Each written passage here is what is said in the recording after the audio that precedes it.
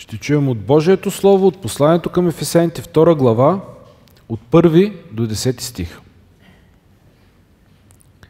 И съживи вас, когато бяхте мъртви чрез вашите престъпления и грехове, в които сте ходили някога според вървежа на този свят, по княза на въздушната власт, на духа, който сега действа в синовете на непокорството, между които и ние всички сме живели някога в нашите плътски страсти, като сме изпълнявали волята на плътта, на помислите и по естество сме били чада на гнева, както и другите. Бог обаче, който е богат с милост поради голямата любов, с която ни възлюби, даже когато бяхме мъртви чрез престъпленията си, ни съживи заедно с Христос. По благодат сте спасени.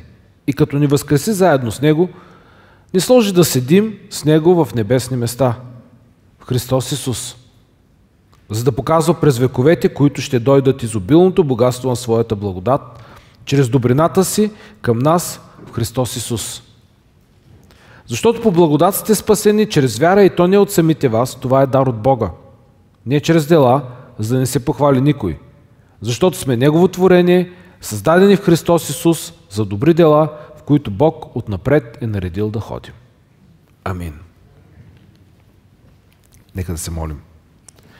Господи, Твоето Слово е светилник на нозете ни, виделина на пътеката. Ние, Господи, Ти благодарим, че можем да го имаме в ръцете си, че можем да го четем, че ни даваш възможност да го разбираме и Ти благодарим, че ни насърчаваш.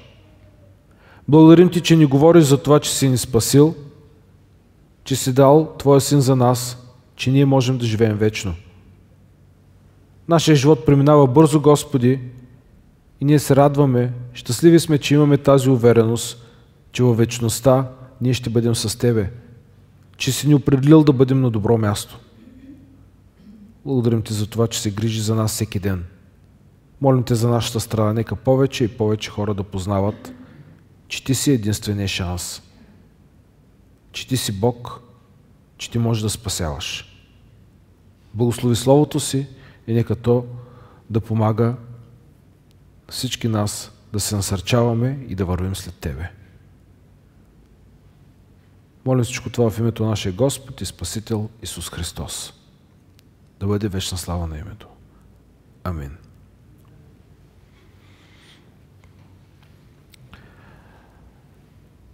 Често в живота си ние трябва да направим избор. Да направим избор по кой път да вървим. Да направим избор как да живеем живота си. Дали да вървим по пътя, като следваме Бога и да се отправим към вечността, или да изберем другия път. И често този избор определя бъдещето ни. И бъдещето не само на тази земя, но и във вечността. Избор като този може да се отлага, но не много, защото ако не избереш да следваш Бога, неминуемо ще избереш другия път. Нашата нация се нуждае отчаяно да избере да следва Бога. Има толкова много хора, които се лутат нещастни в живота си, нямат спокойствие и мир и не знаят как да разпределят живота си, какво да направят. Минават години, оплакванията, трудностите се увеличават и нищо не се променя и въпреки това хората не искат да изберат Бога.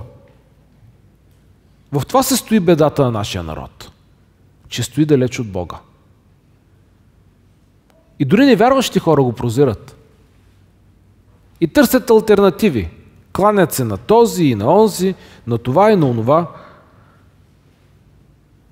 Грешният избор да избереш срещу Бога, да не си с Бога, определя живота ти, определя и вечността. И примерите за това са навсякъде около нас. Трябва само да се огледаме, за да ги видим.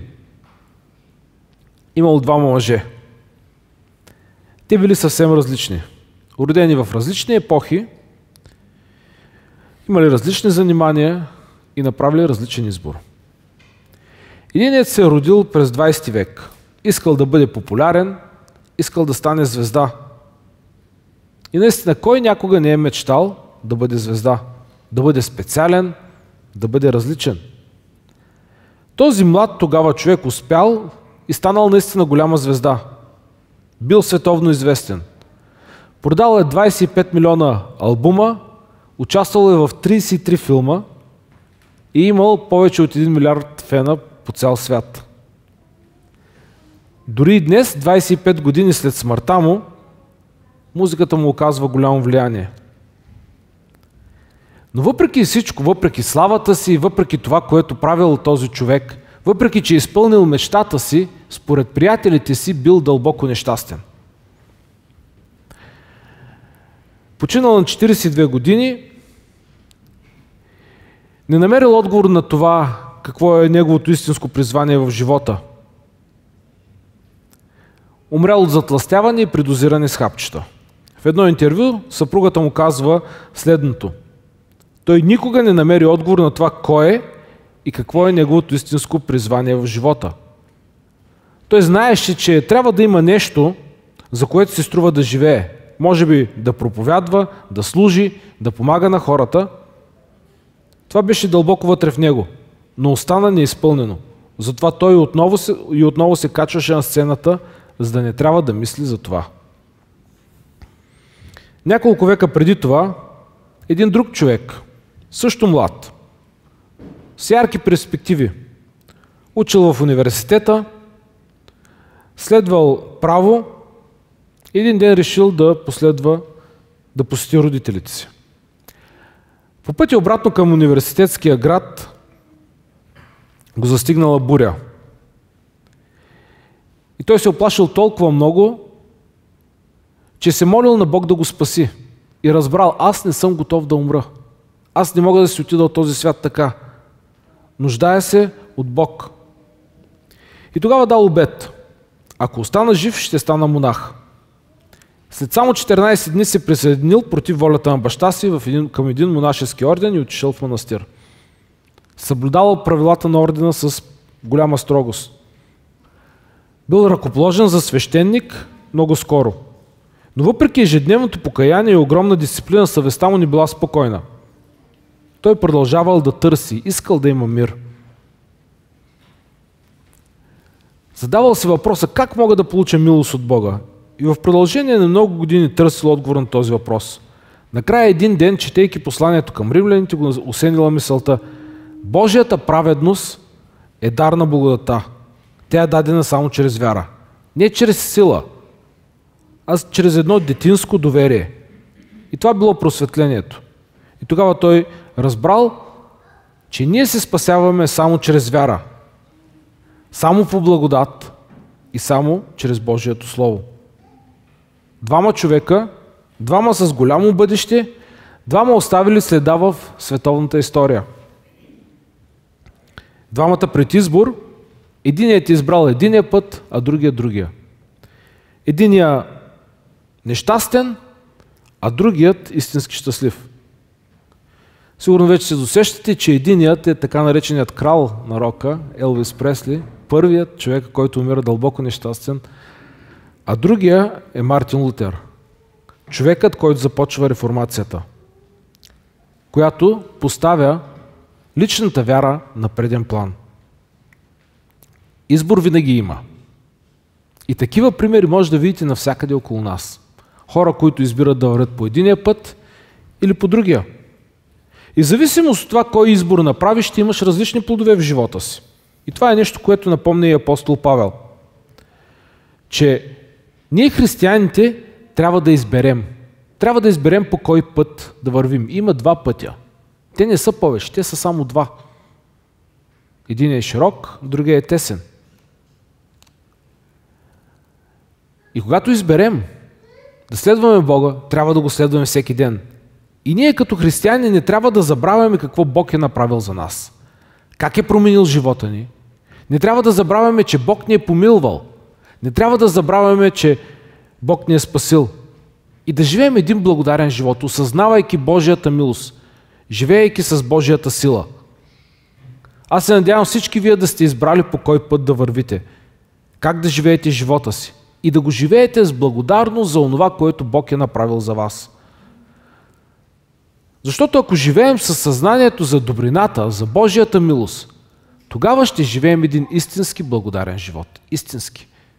Не съобразявайки се с дребните неравности по пътя. Знаейки, че Бог е с нас. Един изпълнен живот.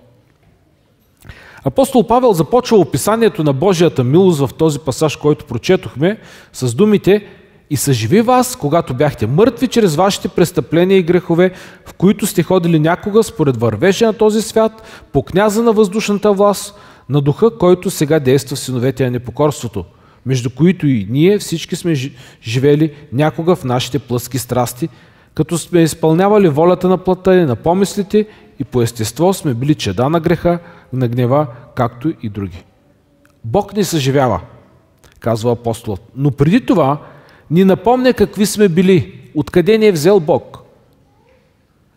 Напомня ни каква промяна сме претърпели. Тази унищожителна критика се отнася не само за отделни хора или народи. Това се отнася за всички хора. Всички се грешиха и не заслужават да се прославят от Бога, казва апостол Павел на друго място. Всеки един човек е виновен. Всеки един човек се е провалил. И това е нещо, което не е различно и днес. И днес има толкова много хора по този свят, които живеят живота си без да съзнават какво положение са. Думите на апостол Павел казват истината за състоянието на този свят без Бога. Без с Бога нашия свят е провален. Без Бога ние живеем трудно. Той казва 3 болезнени истини за неизкупените хора по този свят, за хората, към които сме спадали и самите ние, докато Бог не ни е помилвал. Първо казва той: бяхте мъртви. Бог ви съживи, когато бяхте мъртви. Ние бяхме мъртви. Какво означава да си мъртъв? Според Библията мъртъв е онзи човек, който е отделен от Бога. Това положение не е запазено за определени хора, това е за всички. Всички ние съгрешихме. Всички ние не заслужаваме да бъдем прославени от Бога. Всички ние заслужаваме да живеем завинаги отделени от Бога. Това са нашите заслуги. Такъв е нашият живот. И тази смърт е резултат от 2 неща, както пише апостол Павел: от престъпленията и от греховете ни. Тези 2 определения характеризират злото, което е вътре в нас. Престъпление означава грешна стъпка, която се състои в това да престъпиш определена заповед, определено правило, да тръгнеш по един грешен път. Да премахнеш да престъпиш една предварително установена граница. Престъпление означава да се отклониш от правилния път, да се отклониш от нормите, които са добри за тебе, които Бог е поставил. Грях означава по-скоро неуспех в постигането на целта. Означава да не умееш да изпълниш определени изисквания. И тези 2 думи обхващат целия ни живот. Активната и пасивната част.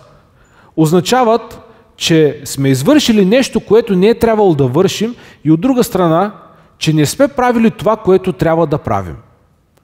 В очите на Бога ние сме бунтовници. Ние нямаме желание за промяна. Ние грешим и продължаваме да грешим. Не изпълняваме Неговите изисквания, системно нарушаваме поставените от Него правила. В резултат на този си живот ние сме мъртви. И това е нещо, което трябва да помним. Ние бяхме мъртви. Отделени завинаги от Бога. Отделени от вечния живот. Пророк Исаия казва: ето, ръката на Господа не се е скъсила, за да не може да спаси, нито ухото му не е затъпяло, за да не може да чува. Но вашите беззакония са ви отлъчили от вашия Бог и вашите грехове са скрили лицето му от вас и той не иска да чува. Ние сме тези, които се отделяме от Бога. Не Бог от нас, а ние от Него. Ние сме отделени от Бога, отделени с греховете си, отделени с престъпленията, с беззаконията. Ние нямаме общение с Бога в естественото си състояние. Разбира се, това библейско твърдение, че хората, които не са повярвали от Бога, които не са повярвали в Господ, които не искат да вървят по Неговия път, са мъртви, създава проблеми. Защото някой може да каже: аз ги виждам невярващите.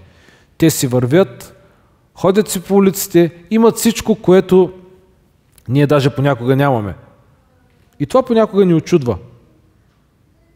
Това е само привидно обаче. Който не е с Бога, е мъртъв. И това може да го видите в очите им, в живота им, в постъпките им. Ако не си с Бога, ти си духовно мъртъв. Животът ти е празен. И можеш да прекараш колкото си искаш години в търсенето на щастието по различни други пътища, няма да го намериш. Без Бога ти си мъртъв. Истинската реалност на този свят е, че който е с Бога е жив, а който е без Бога е мъртъв. Такова е било и нашето състояние преди да намерим Спасителя. Второто, което казва апостола е: били сме принудени да вървим според вървежа на този свят. Не само мъртви. Ние сме били принудени да вървим по пътя, който този свят е определял. В който сте ходили някога според вървежа на този свят, по княза на въздушната власт, на духа, който сега действа в синовете на непокорството, между които и ние всички сме живели някога в нашите плътски страсти. Да ходиш предполага да си освободен, да бъдеш на разходка, да бъдеш в една среда, която те предразполага. Тук обаче се говори за друг вид ход. Ти ходиш по пътя, който този свят те води, без да имаш тази воля. Той те увлича и те дърпа. И си ръководен не от кого да е, а от князът на този свят, който е Сатана. Когато не станеш Божий, тогава ставаш роб на другиго. Ако не избереш да следваш Бога, тогава служиш на другия. И в теб действат три сили – светът, плътта и дяволът. Апостолът определя влиянието на тези три фактора като контролиращо, като направляващо, като заробващо, като определящо развитието на човека без Бога.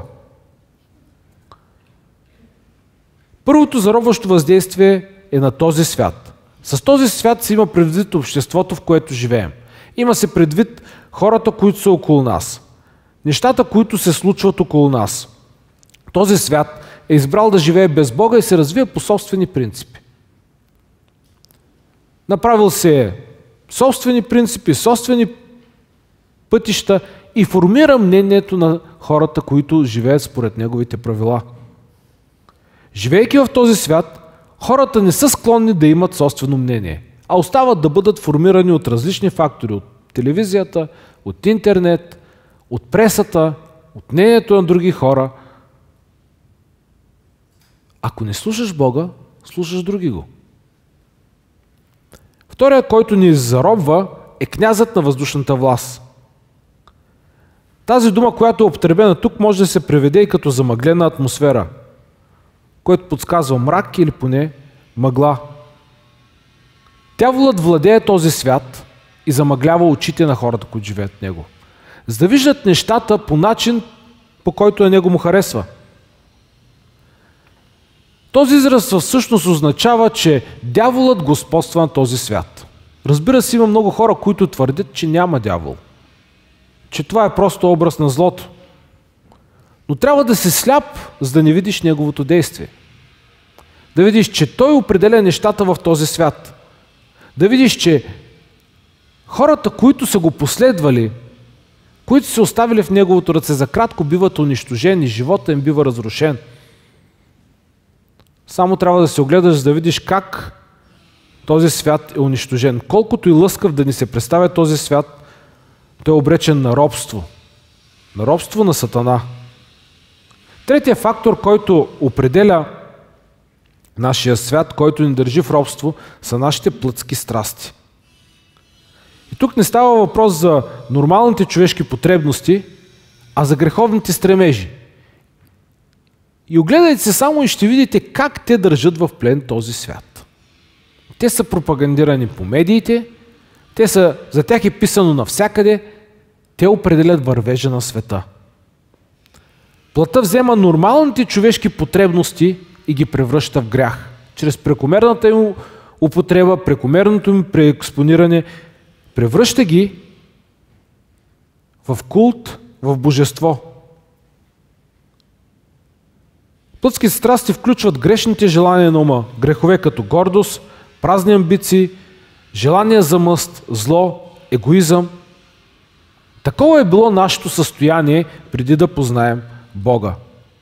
И този свят ни притиска да живеем според неговите желания. И ако си различен, тогава този свят те смачква. Иска да те изхвърли. Ако искаш да живееш по този свят, ти трябва да бъдеш като него.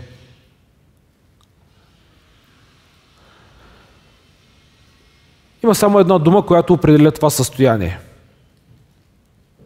Апостол Павел казва: по естество сме били чада на гнева. Ние сме осъдени. Това е оценката на апостол Павел.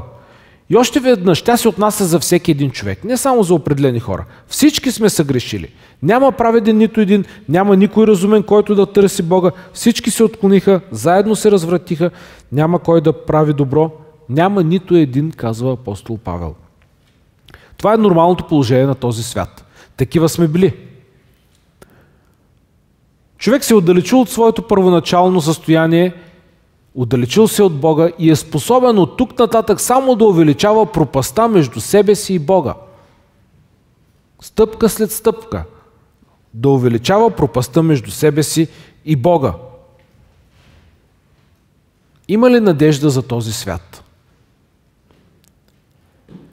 Втората част на главата ни казва и започва с един многозначителен израз: Бог обаче. Такова е положението на света. Бог обаче не оставя нещата така. Бог не иска да загине нито един човек. Бог иска да промени нещата и затова дава шанс.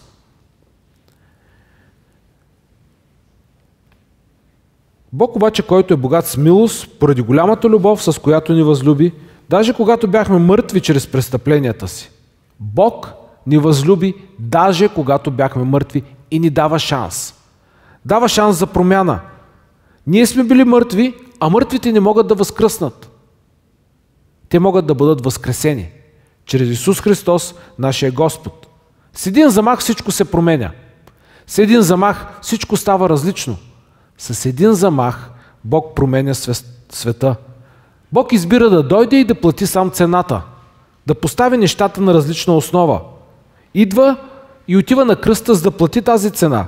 Бог ни съживи заедно с Христос, по благодат сте спасени, и като ни възкреси заедно с Него, ни сложи да седим с Него в небесни места в Христос Исус, за да показва през вековете, които ще дойдат, изобилното богатство на своята благодат, чрез добрината си към нас в Христос Исус. Бог идва и променя всичко. Ние дори не сме го поискали. Дори не сме знаели какво да направим. Лутали сме се в този свят, загубили сме посоката. Бог обаче избира да промени всичко. Бог избира да даде вечен живот. Ние сме били мъртви, а сега сме възкресени. Нямали сме шанс да живеем, а сега сме живи. Вървяли сме по грешния път, а сега можем да вървим по правия. Бог ни е поставил до себе си. Били сме определени за ада, но ето сега имаме вечността. Затова и апостол Павел казва на римляните: и така сега няма никакво осъждение за тези, които са в Христос Исус, които ходят не по плът, но по дух. Защото законът на животворящия дух ме освободи в Христос Исус от закона на греха и на плътта. След идването на Исус, след делото му на кръста, нещата протичат по различен начин. Всичко се променя радикално. Вече не е нужно да доказваме, да постигаме нещо, а само е необходимо да кажем: да, Господи, ела в моя живот. Съживи ме, избави ме от смъртта, дай ми шанс. Трите стъпки, които апостолът ни изброява в тези няколко стиха, са: ние сме съживени, възкресени и сме заедно с Бога в Неговото царство. Това наричаме спасение. Бог ни взема в ръката си и въпреки, че сме били мъртви, Той ни дава живот. И това е нещо, което Бог прави за нас. Това е път различен от пътя на този свят. В това има надежда. Тези хора, които Бог е спасил, са различни. Различни са с това, че живеят, че вече не са мъртви. Имате ли това чувство? Имате ли чувство, че наистина живеете? Чувствате ли промяната? Живеете ли живота с Бога? Ние сме спасени чрез Неговата жертва. Ние сме хората, за които се изпълняват думите, за да показва през вековете, които ще дойдат, изобилното богатство на своята благодат чрез добрината си към нас, Христос Исус. Бог в добрината си към нас показва чрез нас своята благодат към този свят. Видно ли е това във вашия свят? В живота, в който живеете? Видно ли е това в начина, по който се отнасяте с другите хора? Животът на християнина е светлина. Животът на християнина е свидетелство за Бога. Ние живеем, ние сме живи. Имаме вечността. И затова трябва да се зарадваме и тази радост трябва да е видна за всеки един човек около нас. За всеки един. Апостол Павел завършва пасажа, напомняйки ни нещо много важно. Защото по благодат сте спасени чрез вяра, и то не от самите вас, това е дар от Бога. Не чрез дела, за да не се похвали никой. Нашето спасение е дар. Той идва по благодат. Ние нямаме заслуги, не можем да се похвалим с делата си. Бог е този, който има инициативата. Бог е този, който дава живот. Бог е този, който променя нашите сърца, нашия живот, който ни дава вечността. Често ние християни си мислим, че сме по-важни, отколкото е Бог. И страдаме, защото не можем да разберем в каква посока върви живота ни. Ние не можем да спасяваме хората. Ние не можем да спасим себе си. Нямаме заслуги за спасение. Той е подарък и в живота ни трябва да личи единствено благодарност. Благодарност за това, което Бог е направил за нас. Единственото, което се иска от нас, е да вярваме. Не е нужно да правим определени неща, да вършим определени дела, а само да вярваме. Познавам много християни, които живеят в страховете си, какво трябва да направят, за да бъдат истински християни. Единственото, което трябва да направим, е да вярваме. И ако вярваме, ние ще следваме Бог всеки ден. Да се доверим на Бога с едно детинско, с едно детско доверие и да го следваме там, където ни води. Никога не трябва да се съмняваме, че Бог ни обича. Бог ни обича. Бог е дал Сина си за нас. Защото сме Негово творение, създадени в Исус Христос за добри дела, в които Бог отнапред е наредил да ходим. Павел вече е казал, че спасението не е наше постижение. Сега той казва, че не просто сме спасени, а че сме сътворени отново. Ние сме Божие творение. Ние сме такива, каквито Бог ни е направил. Ние не сме вече мъртви. И израз на това е един живот, в който ние следваме Бога. И го следваме всеки ден. Ние имаме нов живот. И за този живот ние сме били определени. Бог го е дал за нас. И това поставя нещата на съвсем различна основа.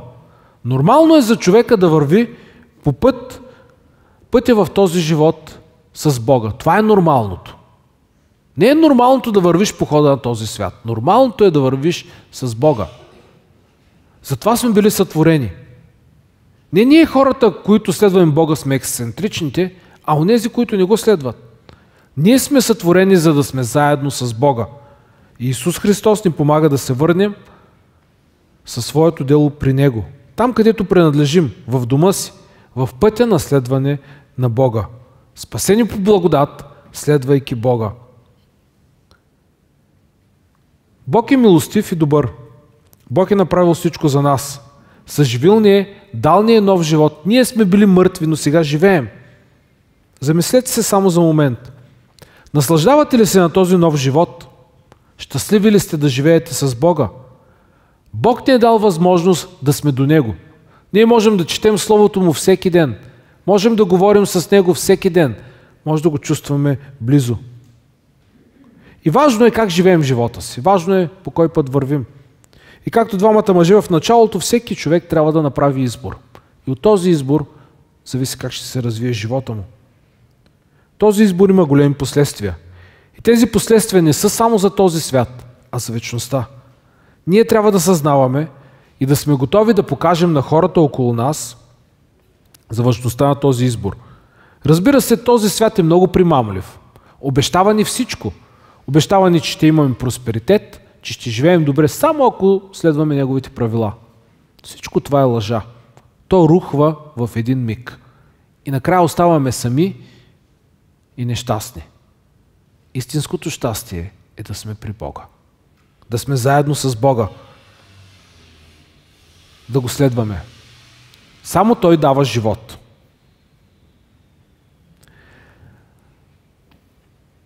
Истински щастливи ли сте, че сте с Бога? Ако не сте, се събудете и кажете на хората около вас, какво е истинското щастие? Че истинското щастие е да сме при Бога. Този свят, който живее далече от Бога, се нуждае да чува отново и отново вестта за Спасителя, вестта за надеждата, за новия живот. Бог обича нас, хората, повече от всичко и иска да се спасяват нови и нови хора, за да влязат във вечността. Затова е изпратил нас. Бъдете му верни и кажете на хората за това колко милостив е Бог, колко е добър, за това, че иска да спасява. Нека Бог да ни дава сили да му бъдем верни. Амин. Нека се молим. Господи, ние Ти благодарим за това, че Ти ни обичаш, за това, Господи, че можем да живеем истински. За това, Господи, че можем да се наричаме Твои чада. Моля Те да ни даваш силата да благовестваме, да казваме на хората около нас, че Ти си единствената истинска надежда за този свят. Давай да носим посланието за живота, който Ти даряваш на хората около нас. Бъди с нас. Моля Това в името на нашия Господ и Спасител Исус Христос. Амин.